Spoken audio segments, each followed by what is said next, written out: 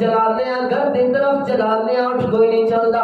آخر معاملہ کیے بیوی بول دیے کہہ دیے جس وقت حضرت عمر بن جموع گھروں نکلن لگتے ہیں اس وقت جنگی سامان پہن چکے ہیں. تلوار اٹھا کے دعا فرمائیے اللہم ارزقنی شہادتا اللہم ارزقنی شہادتا لا تردنی الى اہلی. اللہ میرے شہادت دی موت دے اللہ میرے واپس کوئی نہ کر منجن دے.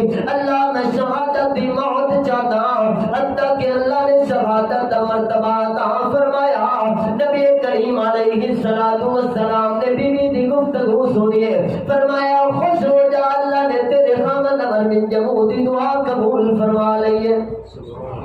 صحابہ کا جذبہ ہے کہ میدان جنگ کے اندر شریک ہو رہے ہیں، بہت لنگڑے معذور ہیں، عمر بھی زیادہ ہو چکی ہے.